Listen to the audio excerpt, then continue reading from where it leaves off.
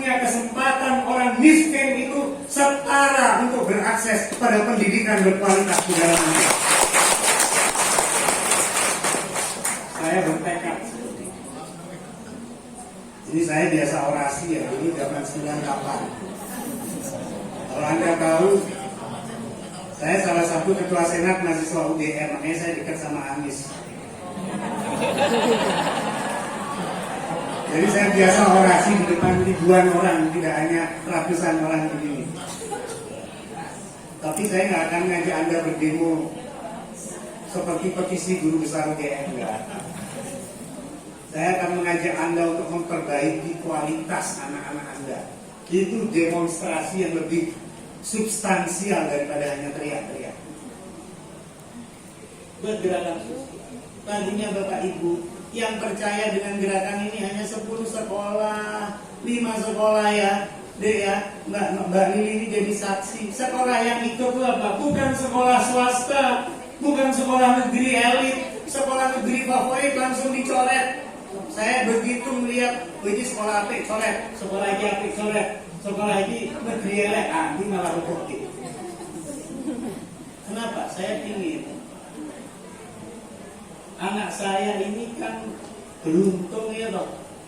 Untung jadi anakku kalau Novi jadi iso sekolah di Australia. Anak wong dia apa seberuntung kowe, saya kadang gitu. Nek anak itu kan becak tuh, apa duwe cita-cita iso sekolah di luar negeri? Nggak mungkin.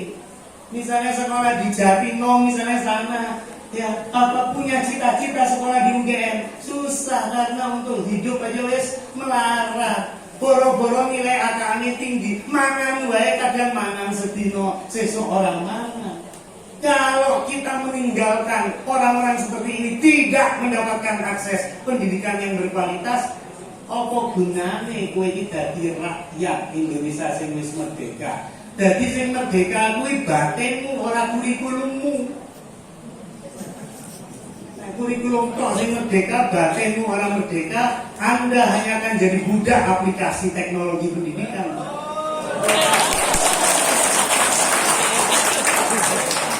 Mulai provokasi.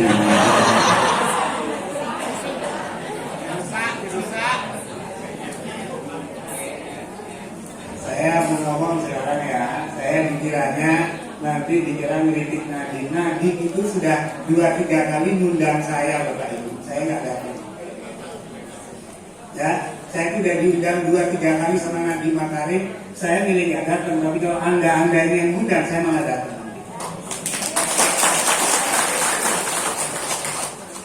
Ini bukannya saya ngomong begini karena orang itu jatah kayak banyak kapital. Pikirannya gitu kan, saya buka aja. Dan GSN itu di program organisasi penggerak, ini Mbak Lili saksinya, termasuk 10 organisasi terbaik di kementerian. Makanya Mbak Lili ini saya diundang untuk presentasi pertama sama Tanuko Foundation ya. Tanuko sama Jarum Foundation. Apa itu? Sampurna Foundation. Yang presentasi pertama kali harusnya di SM karena dianggap yang katanya paling baik menurut risetnya. Saya ini nggak datang, saya mewakilkan Mbak Lili. Jadi Mbak Lili yang ngomong. Jadi saya diundang kementerian itu berkali-kali nggak pernah datang, tapi diundang Klaten nggak tahu saya malah bisa. Jadi saya ngomong gini, jangan dikira orang itu jatah kayak Pak Rizal.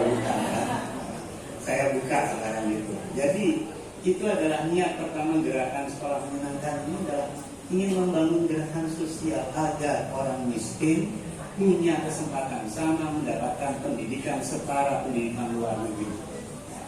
Pertanyaannya apa yang harus diubah? Apakah kita mampu untuk membuat ekosistem seperti di luar negeri? Itu kan pertanyaannya kan? Infrastrukturnya apa mampu? Gurunya ngajar apa mampu? Kurikulumnya apa mampu? Kan pasti begitu orang berpikir.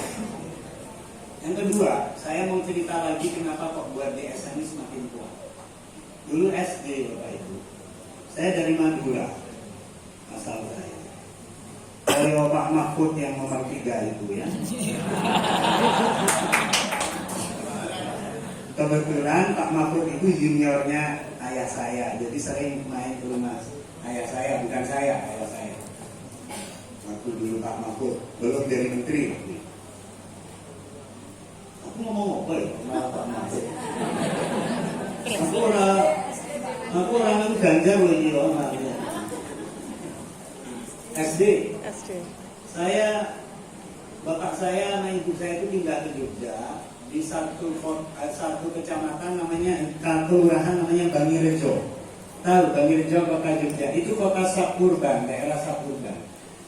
Bapak saya ini ternyata futuristik, nggak menyekolahkan anaknya di SD top seperti Ungaran, ya SD top itu Ungaran apalagi Mbak? Serayu enggak. Disekolahkan SD Cerahoma, wes donasi Bapak saya. Padahal tahun 80 udah berpikir zonasi, harusnya jadi menteri pendidikan Bapak. Jadi menyekolahkan anaknya itu di situ. Alasannya apa Bapak saya? Walah sekolah SD atau wis ngaku wae sekolah SD itu. Ini saya jalan kaki kalau sekolah. Itu sekolah jelek sekali.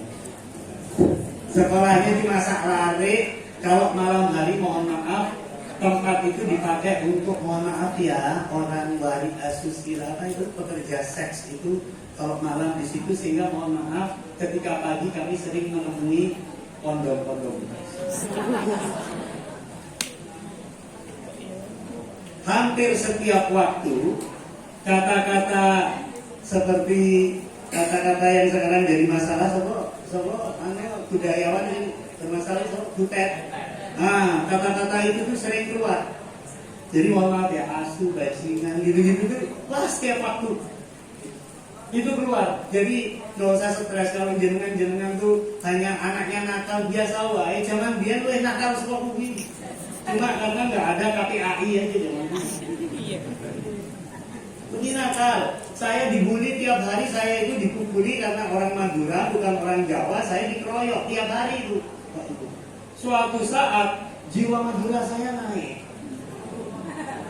Akhirnya saya aku nek diantemi kok nangis kok rugi aku. Sekali-sekali aku ngantemi ganti.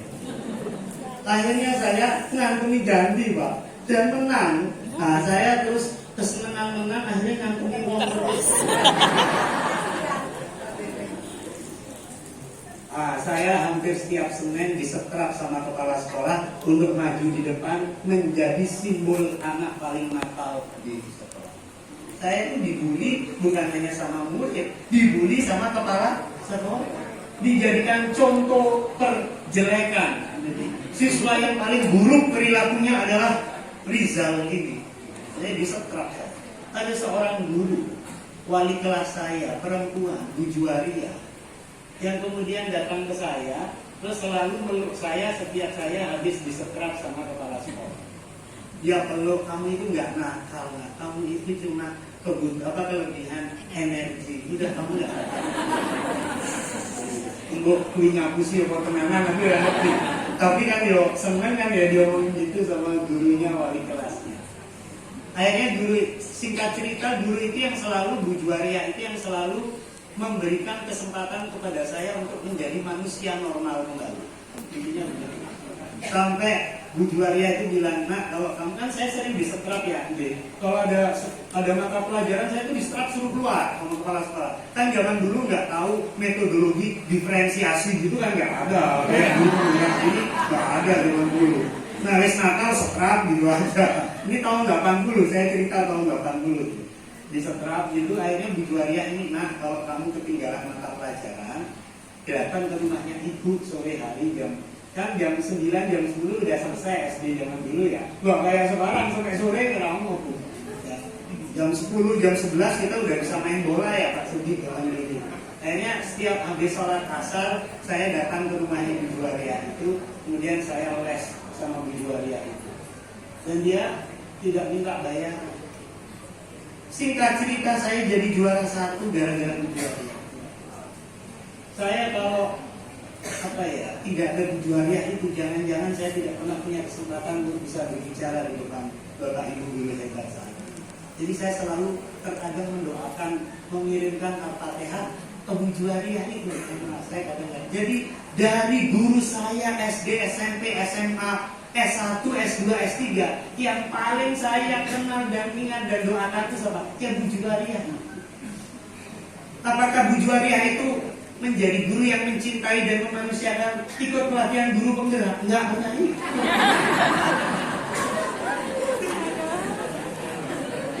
Nggak pernah ikut. Dulu nggak ada pelatihan.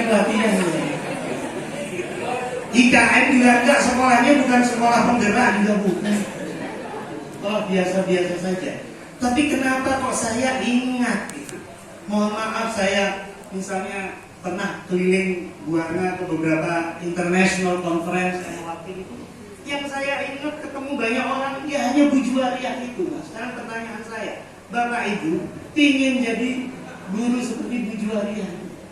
Didoakan murid-muridnya, Al-Fatihah setiap hari murid-muridnya. Pingin guru seperti itu atau guru yang dilupakan oleh murid-muridnya? Aku selalu kalau guru kuliahnya hanya Bu Juwariah itu. Itu yang kemudian memotivasi saya. Ini guru Juwariah ini justru ada yang saya sering temui guru-guru di Australia dulu. Justru malah Bu Juwariah ini yang nggak pernah ikut pelatihan macam-macam, tapi tabiatnya, karakternya, cinta kasihnya itu justru malah selevel guru-guru Australia. Jadi saya meyakini bahwa sebenarnya guru desa, guru yang mungkin dianggap dari sekolah jelek, guru yang mungkin secara administrasi tidak pernah dipandang oleh Kementerian Pendidikan atau Dinas Pendidikan, jangan-jangan itu justru menjadi guru yang memanusiakan murid-muridnya. Itu yang membuat saya, kalau begitu gerakan ini harus menyentuh kepada guru-guru yang sulit, guru-guru yang dari sekolah-sekolah pinggiran yang mungkin tidak pernah dijamah oleh menterinya atau dinas pendidikannya. Ini Bapak Ibu harus tahu semangat dari GSN. Biar pikirannya GSN ini nanti saya khawatir dikira konsultan pendidikan. Saya nolak berkali-kali kalau kayak itu. Justru malah yang ikut saya sekarang pada nawar-nawarkan jadi konsultan-konsultan di kementerian. Itu yang dulu ikut-ikut saya dulu. Yang aku mau jadi menterinya orang apa aja. Jadi konsultan belum mau. Mending membuat gerakan sosial yang kemudian Bapak Ibu itu menemukan kebahagiaan di dalam mengajar. Nanti bisa cerita guru-guru yang sudah menemukan kebahagiaan itu ngajarnya berat atau enggak. Nanti bisa pada cerita. Saya jamin ngajarnya akan lebih ringan dan bisa tapi muridnya justru lebih berkualitas. Oke.